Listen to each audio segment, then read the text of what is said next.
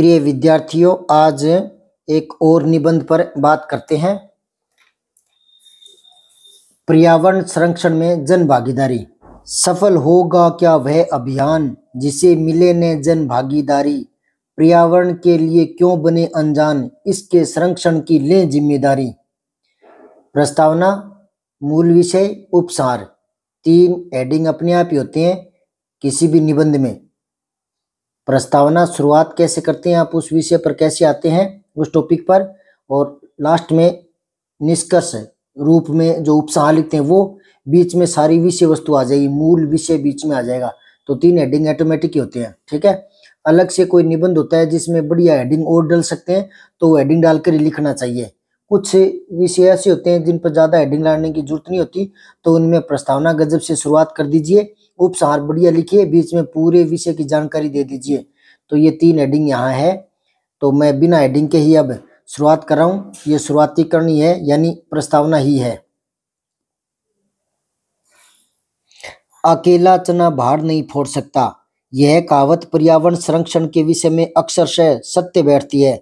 सरकार पर्यावरण संरक्षण हेतु प्रयासरत है, लेकिन अकेली सरकार क्या कर सकती है। यह विषय ही ऐसा है कि जनता की भागीदारी की आवश्यकता बनी रहती है। पर्यावरण संरक्षण में जिस विषय में जन भागीदारी लेनी है उसकी चर्चा अपेक्षणीय है। पृथ्वी का वह बाहरी आवरण जिसमें वायु, अन्न, जल, पेड़ पौधे, जीव जंतु सभी आ जाते हैं, पर्यावरण कहलाता है। आजकल दिनों दिन पर्यावरण में प्रदूषण बढ़ता जा रहा है।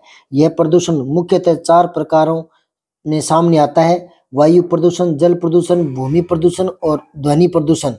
बढ़ती जनसंख्या, पेड़ पौधों की अंधाधुंध कटाई, बढ़ते कारखाने, यातायात, परमाणु परीक्षण और न जाने छोटे मोटे कितने ही ऐसे घटक हैं जो पर्यावरण प्रदूषण को बढ़ावा दे रहे हैं। शॉर्टकट में कारण बताए हैं यहाँ, ठीक है ना। आपका मन करे तो अलग से पर्यावरण प्रदूषण के कारण यूं करके हेडिंग बना सकते हो, फिर अलग अलग कारण और दे सकते हो, वायु प्रदूषण के, जल प्रदूषण के, ध्वनि प्रदूषण के, है ना। तो निबंध थोड़ा और बड़ा हो जाएगा, लेकिन मैंने यहाँ कुछ शब्द सीमा में कम में शब्द सीमा में बांधा है, तो ये छोटा निबंध है। आप चाहें तो थोड़ा और विस्तार दे सकते हैं, इसमें से आपको सामग्री और मिल जाएगी, ठीक है। सारांश में इसके परिणामों को लिखें तो पर्यावरण प्रदूषण से न केवल मानव बल्कि सभी जीव जंतु, पेड़ पौधे आदि सभी का जीवन संकट में पड़ जाएगा। निरंतर वायु प्रदूषण होने से पृथ्वी ग्रीन हाउस प्रभाव में आती जा रही है। यह तो पूरी पृथ्वी के लिए ही अस्तित्व का खतरा है। उठ जाग मुसाफिर भूर भई, अब रैन कहाँ जो सोवत है। जो सोवत है सो खोवत है, जो जागत है सो पावत है।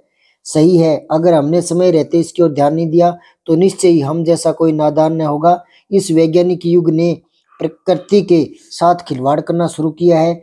व्यक्ति ने अपने स्वार्थ के लिए प्रकृति को ही बांधने का दुस्साहस किया है, जिसके दुष्परिणाम हमें भोगने पड़ रहे हैं। प्रकृति का करके उपभोग तोड़ दिया हर सीढ़ी को, सोचो क्या जवाब देंगे आने वाली पीढ़ी को। सन 1972 में स्टॉकहोम पर्यावरण सम्मेलन में यह निर्णय लिया गया था कि प्रतिवर्ष 5 जून को पर्यावरण दिवस मनाया जाएगा। दुख इस बात का है कि यह केवल दिवस ही बनकर रह गया। अरे जन विवेक राखिए, बिन विवेक सब सून, देखो सोचो क्या संदेश दे रहा 5 जून। पर्यावरण के संरक्षण हेतु गंदे पानी की निकासी हेतु सीवरेजों का निर्माण करना, धुआं और ध्वनिरोधक संयंत्रों के निर्माण में वैज्ञानिकों का सहयोग लेना जैसे अनेक कार्य सरकार के हैं। इसी के साथ पर्यावरण संरक्षण हेतु चलाए जाने वाले कार्यक्रमों की विविध विधियों की जनता को जानकारी देना भी सरकार का दायित्व है, ताकि जन भागीदारी ली जा सके। अब शेष सारे कार्य दायित्व जनता पर आ जाते हैं। जनता को चाहिए कि सरकार द्वारा चलाए जाने वाले कार्यक्रमों में तन मन से अपना कार्यक्रम समझकर सहयोग दें, तभी हम सच्चे नागरिक कहला पाएंगे और मानव होने का औचित्य सिद्ध कर पाएंगे।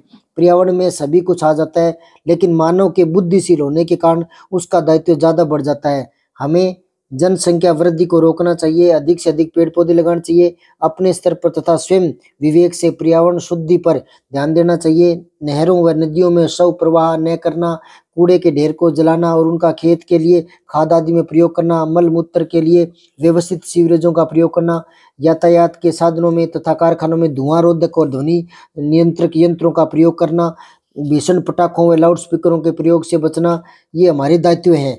हमें ध्यान रखना चाहिए कि जब भी सरकार पर्यावरण संरक्षण हेतु कोई कदम उठाए तो हमें अपना कार्यक्रम मानकर तन मन धन से सहयोग करना चाहिए। प्रथम और अनिवार्य कर्तव्य हमारा यही बन जाता है।